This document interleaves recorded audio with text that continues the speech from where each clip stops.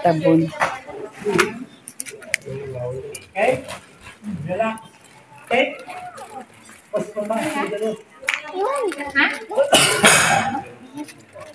Just relax. So he's not allowed to go in? So, this one, hindi pumasok. He's not allowed to go in.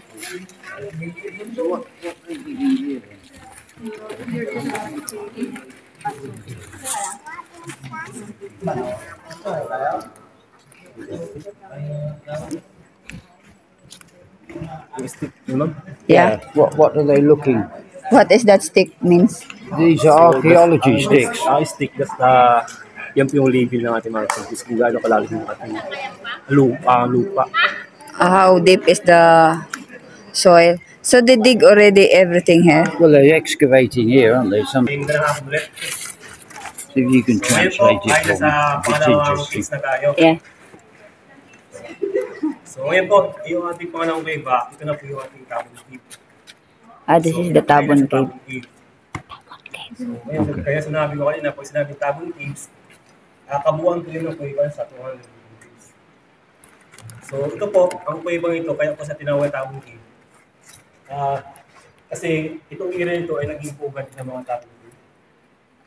Kasi yung Tabon Bird pala, once na mangingitlog sila, kumbaga yung itlog nila, nagbumukay sila, hindi tapos yung itlog nila, binabak nila. Tapos, tinatabunan. Kaya ang tinawag itong Tabon Cave.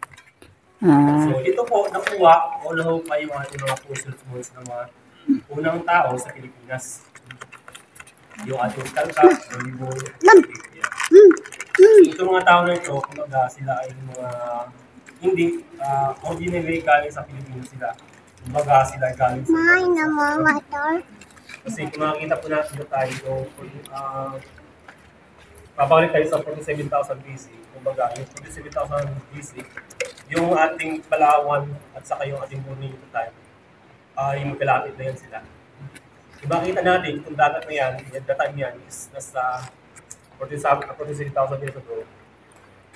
Yung layo ng dagat is nasa 43,000 years ago. Kung makikita niya yung dagat niyan, yan natin yung kalupaan. Kaya itong mga tabungan nito ay nakakatawid sila galing Borneo, galing Palapakon ng Palawan. Kasi Palawan na tayo, pili siyang lawin o sa Tonin. Kaya nakatawid sila dito. Kung nakikita niyo yung mga puso siguro, dito yung nakuha. Pero nakadisplay doon sa ating gallery, yun po. Kasi yung audio natin, nasa Manila nakadisplay. The fossils here.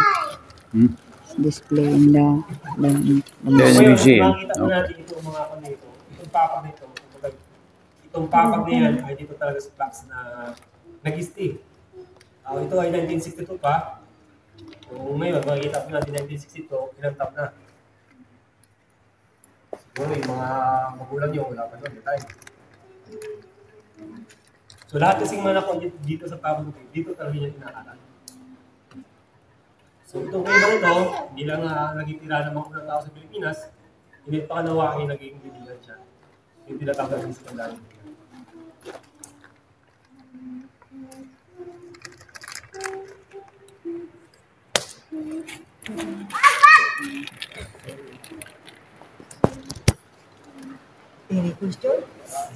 Any question?